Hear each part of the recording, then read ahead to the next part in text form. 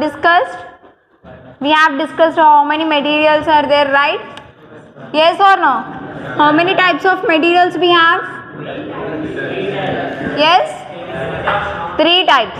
One is conductors, semiconductors, non-conductors. So the conductors are what? The materials which conduct electricity. And what are non-conductors? Which do not conduct the electricity. And finally the one is what? Semiconductors. That means what semiconductors are? Yeah, it also conduct the electricity but not that of conductors. That means it will be conducting the electricity slowly. Okay. So these all things we have studied. And one more thing.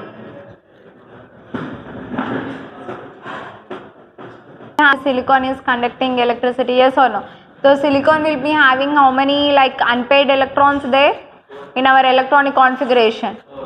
First we will be having 3s2 in ground state. How it will be having?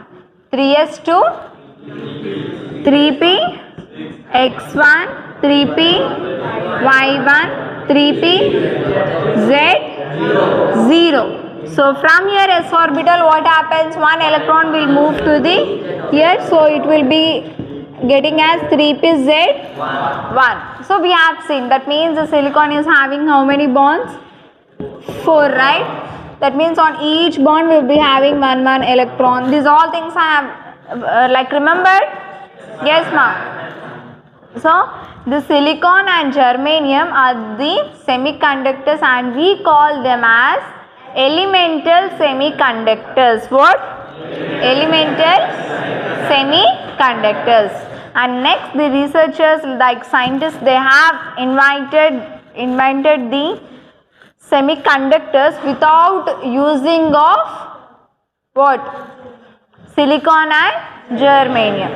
So any compound like they have took the in compound state, that means they have took 2 or more different materials or metals together and they have formed a semiconductor without using of silicon and germanium. Hence these compounds we will be calling as what?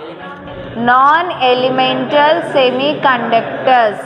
Non-elemental semiconductors. So our first unit 3 first part 1 is what? Non-elemental semiconductors. Coming to the definition, one see, if semiconductors are prepared by 2 or more different materials or elements, then those are called as non-elemental semiconductors. So if you see, and one more thing, it is also known as intermetallic or the compound semiconductors. Why we are saying a intermetallic or a compound semiconductors? Because we are using different 2 metals. If you observe, we have took here, we are going to combine the metals or the elements which are present in these things, okay, these groups. The group 3 and group 5 are combined, or otherwise group 2 and group 6 are combined. Understood? So see here, from group 3 we have the boron, aluminum, these things, right?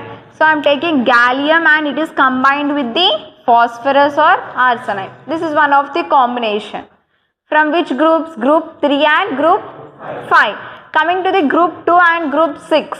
Yes, can you say zinc, cadmium, nickel? Yes, right. So I can combine zinc with oxygen or nickel with oxygen. That means like zinc oxide and nickel oxide. Like this we can combine.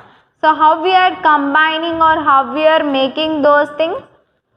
Different elements are combined to prepare a non-elemental semiconductors. So see here example, gallium arsenide and gallium phosphorus are examples of group 3 and combination. That means these 2, gallium is from which group?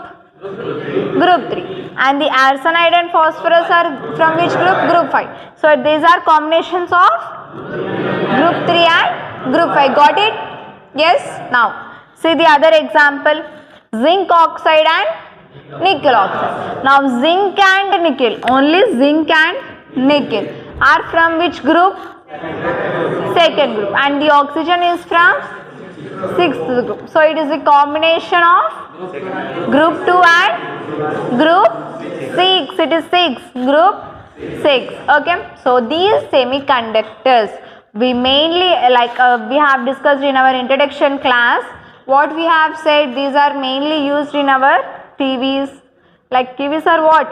LEDs. LEDs is LED is nothing but what? Light emitting diodes. And our laptops, mobiles. So in all these things we will be using these semiconductors. So can I say simply like electronic industry? Yes or no? So these are widely used in electronic industry, the application. Yes, understood. Now the non-elemental semiconductors are again divided into two types. How many types? One is stoichiometric semiconductors and the other one is non-stoichiometric semiconductors. So simply the main difference between the stoichiometric and non-stoichiometric is we are taking a compound, right? Yes or no? We are taking a group of elements, like 2 elements or 3 elements we are taking, and we are combining them, and it is acting as a semiconductor. So whatever the compound, suppose like imagine the AB is one compound. Okay, AB is a compound. So if that compound, for that compound, if we are knowing the perfect ratio, what I am saying? Perfect ratio. That means those positive charges and negative charges should be like equal, and we can predict the perfect ratio, the well-known ratio. So those semiconductors, those non-elemental semiconductors are called as stoichiometric semiconductors. Understood, ma? First we have studied what is non-elemental and what is a compound, how they are formed and what are the groups. Yes, these all things we have understood. What I am saying is, if for that compound, if I are knowing or if it is having a perfect ratio, that means simply you can say 1:1 ratio. Okay, if it is having a 1:1 ratio,